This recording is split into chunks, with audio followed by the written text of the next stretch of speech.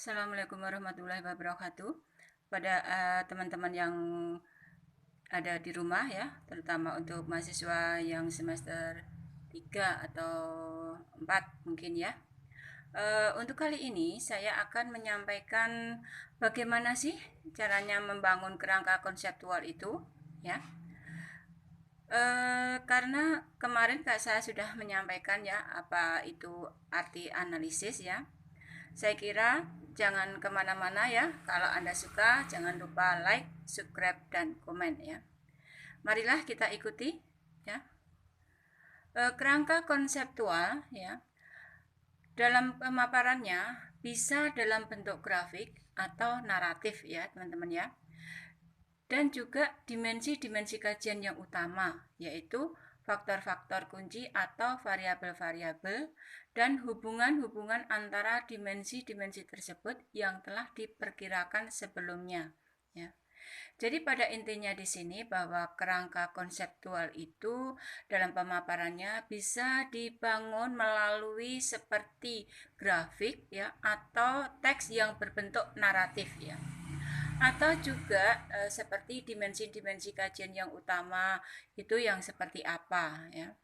Nah, ini yang bisa saya sampaikan melalui pemaparan kerangka konseptual ya. Untuk yang selanjutnya, dalam kerangka konseptual tersebut, kalau kita contohkan ya, dalam hal ini saya memberikan contoh untuk judul kualitas layanan perpustakaan A misalnya ya, di mana kualitas layanan dapat dikatakan sebagai bentuk satu variabel ya. Untuk perpustakaan dapat disebut sebagai objeknya ya. Dan untuk selanjutnya, di mana kerangka konseptual tersebut dapat bersifat elementer atau rumit dan berlandaskan pada teori atau pikiran sehat ya, deskriptif atau hubungan sebab akibat. Apa yang dimaksudkan di sini ya? Yang dimaksudkan di sini adalah untuk seperti teori ya, teori tadi yang sudah saya contohkan dalam judul kualitas layanan perpustakaan A misalnya ya. Nah, teori tentang hal tersebut seperti definisi kualitas ya, ini bisa Anda ambil melalui bukunya Total Quality Management misalnya. Tapi kalau misalnya Anda mau mengambil dari buku yang lain, monggo silahkan ya. Untuk definisi layanan dan perpustakaan, silahkan mau cari ambil buku di pengantar ilmu perpustakaan atau misalnya yang lainnya, monggo silahkan ya. Sedangkan untuk kerangka konseptual terwujud dalam berbagai bentuk dan ukuran ya. Dalam hal ini maksudnya seperti apa ya? Bisa kita simak ya. Bisa Anda simak ya. Yang dalam contoh tersebut karena hanya satu variabel ya dalam contoh judul tadi ya, dapat dengan menggunakan bentuk deskriptif ya. Namun di sini nanti dapat berbentuk deskriptif kualitatif maupun kuantitatif ya, tergantung Anda mau suka yang bentuk yang seperti apa, mau kualitatif atau kuantitatif ya. Sedangkan bila menggunakan deskriptif kualitatif ya, dalam pembahasannya hanya bersifat pemaparan saja nantinya ya. Dalam hal ini Anda diharapkan membuat bahan pertanyaan yang akan diberikan ke informan ya, karena bentuknya kualitatif ya. Untuk deskriptif kuantitatif dalam hal ini Anda diharapkan nanti membuat kuesioner ya, di mana data yang dihasilkan nanti berupa angka ya. Lantas untuk deskriptif kuantitatif itu Anda diharapkan membuat kuesioner ya yang akan Anda bagikan kepada responden ya. Dan tergantung Anda dalam pengambilan populasi itu berapa. Monggo silahkan ini nanti dengan rumus-rumus tertentu ya.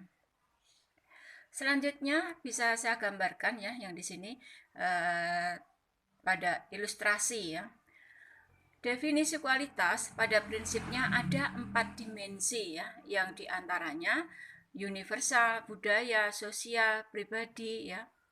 Di mana kata kualitas di sini bisa disebut sebagai variabel dan keempat dimensi tersebut bisa disebut sebagai indikatornya ya.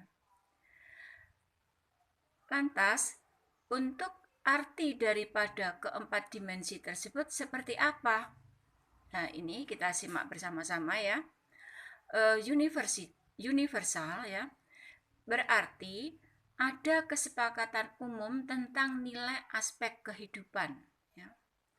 Budaya seperti beberapa sistem nilai budaya membuat kesepakatan tentang apa yang indah yang berlangsung selama berabad-abad.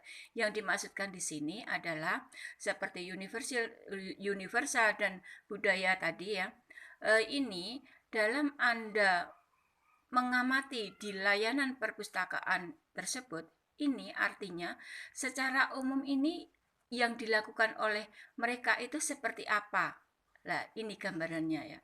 Seperti halnya juga budaya. Nah, budaya di sini Anda merasa tertarik apa yang selama dilakukan dalam layanan tersebut seperti apa? Kebiasaan yang dilakukan mereka itu seperti apa? Nah, ini yang bisa akan Anda tulis di sini ya. Lantas sosial. Sosial di sini yang dimaksudkan seperti beberapa gaya dan bentuk yang disepakati oleh sekelompok orang seperti kelas sosial dan ekonomi ya. Ini yang Anda maksudkan di sini, gaya dan bentuk yang seperti apa atau yang bagaimana ya. Ini yang berada di perpustakaan tersebut. Katakanlah petugas yang melayani di perpustakaan tersebut. Ini ya. Gayanya itu seperti apa? Bentuknya itu seperti apa? Ya. Nah, ini yang kita maksudkan ya.